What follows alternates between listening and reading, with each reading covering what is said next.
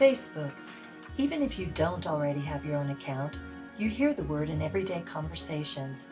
It's becoming an increasingly large part of social life, a vital part of many businesses, a major component of the advertising world, and a growing element in the world of education.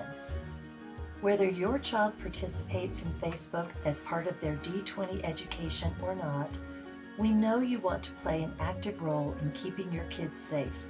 So we've made this video to help make Facebook safety a little easier for parents.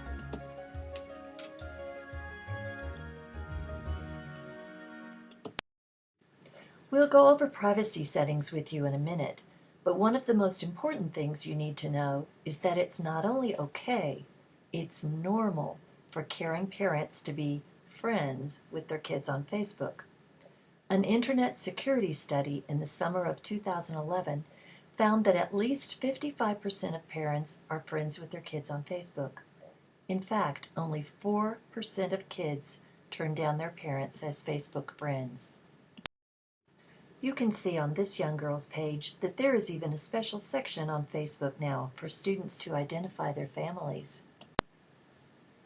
This is a great page on Facebook to review. 10 things parents should know about. They do stress that you are still the parent. The fact that you are a friend on Facebook can keep your children from even thinking about doing some foolish things. They give advice on limiting friends, documenting cyberbullying, and developing a positive digital footprint. If you want to learn even more, check out Facebook for Parents by Stanford University. They do sell a book, but you can also register for a free newsletter for parents, take a class online, and receive well-researched tips on how to make Facebook a successful parenting tool. We'll quickly go through setting up an account. If you already have one, please stick around for the newest version of the privacy settings. On the other hand, if this goes too fast for you, ask your school for more help. On this opening page of Facebook.com, just enter your email and create a password.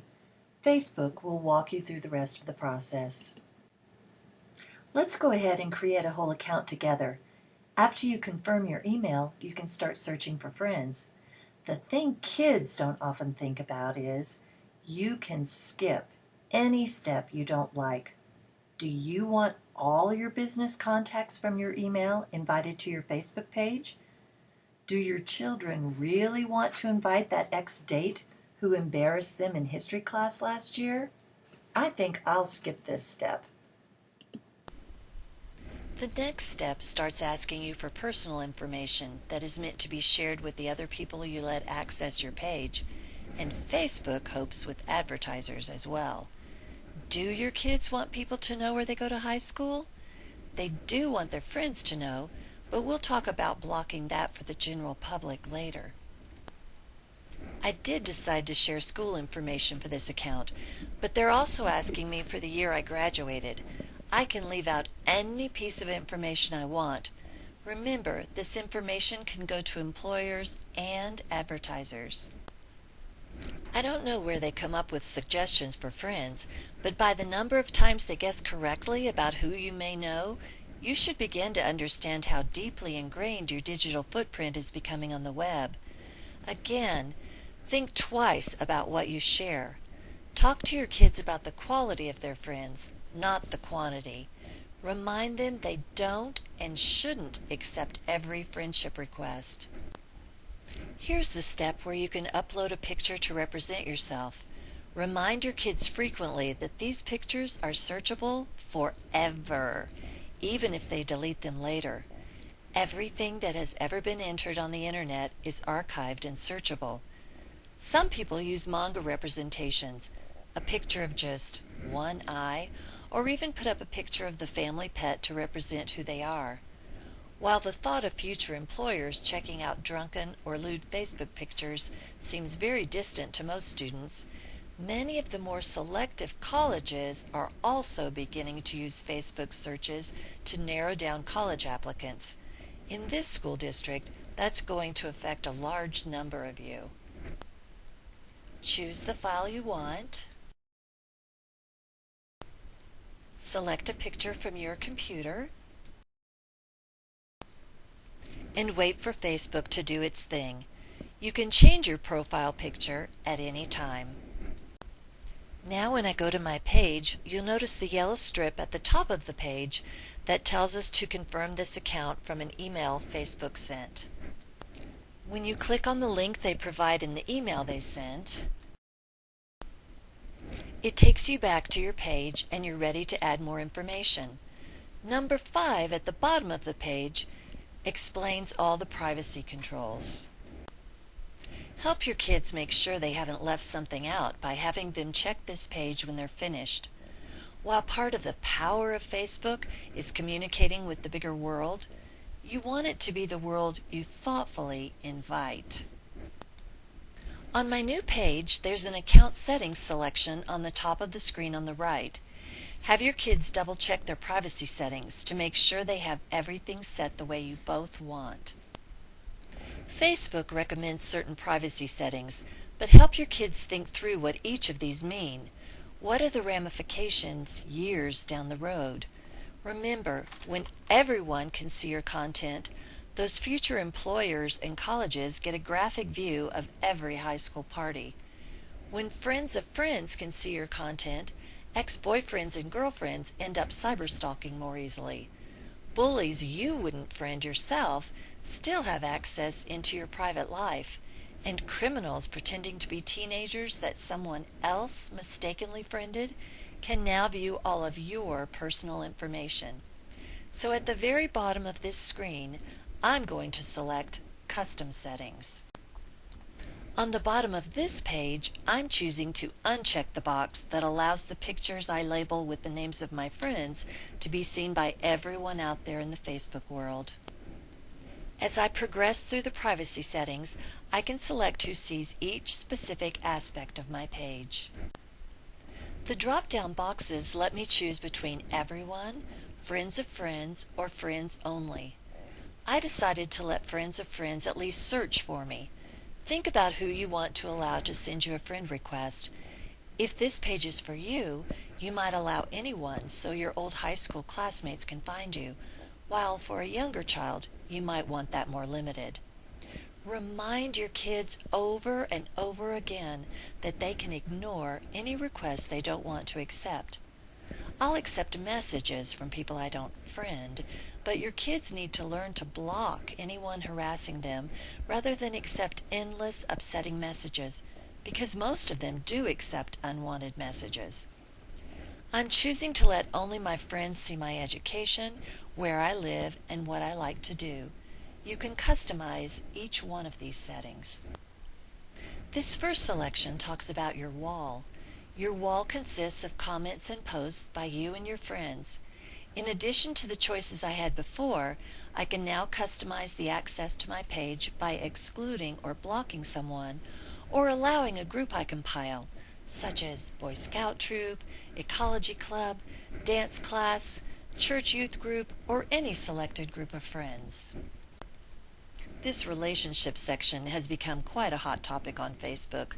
To be in a relationship, Facebook has both parties officially approve it.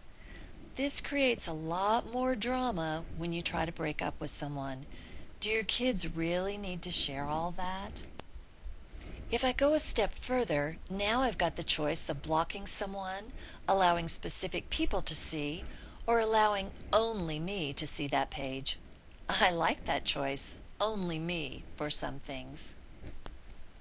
After you decide which other elements to share, you need to be aware of this little blue box at the bottom that includes you in People Here Now. If that box is enabled, the default setting, you allow Facebook to show people where you are at any given moment. You know, so that people can know when to TP your house or the best time to rob you when you're on vacation. It may sound like a cool idea to know where your friends are, but what about that student who accidentally friended an adult who might do them harm? I'm unclicking that box. Now we're ready to decide who gets to see our pictures. For many of the reasons we've already discussed, I'm only going to allow my friends to see my pictures. In this middle section, you can control what other people share about you, and at the bottom, you can control who sees more of your personal contact information. Now go back to the checklist of privacy settings and make sure everything is set the way you thought it was. Now you can preview your page to see what it looks like to others. I see I need to edit my profile with the button up in the right-hand corner. Remember, I can share whatever I want and leave out whatever I want. Talk to your kids about oversharing and discuss each of the choices. Don't assume the default security settings are secure. You'll notice that secure browsing is automatically disabled by Facebook. And while you're at it, go ahead and choose a security question. If you don't, they make up crazy questions themselves if you log on from a strange computer. And I absolutely don't want Facebook to announce to the world that I logged on from Cedar Rapids, Iowa, as they suggest, or New York, or Spain, or anywhere else. You decide whether to share your interests. Why would anyone other than your friends need to know? It might seem convenient to log a credit card with Facebook in case you or your kids want to buy an app, but I'm sure you've got plenty of stories yourself of people and their children who were sure they were clicking on something free that wasn't. I don't know about you, but I can personally live without any additional ads. I'm not allowing these.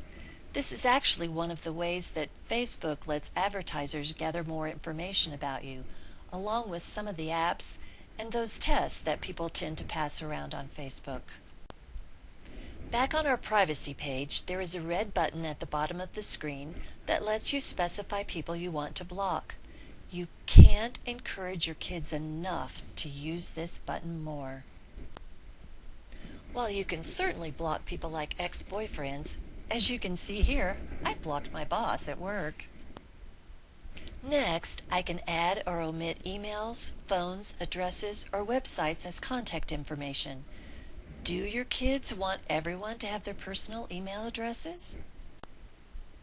I'm finally ready to share a comment on my wall. Believe it or not, there are still more privacy controls available. If I click on the icon of the lock underneath the text box, I can control the privacy on each and every post I send. Again, I can select everyone, friends of friends, friends, or customize.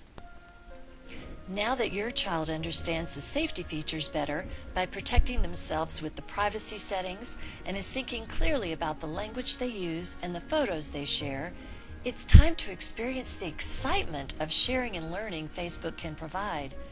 What a great way to share vacation photos with grandparents, discuss homework assignments with classmates, and connect with experts in a field of study or profession you'd like to explore.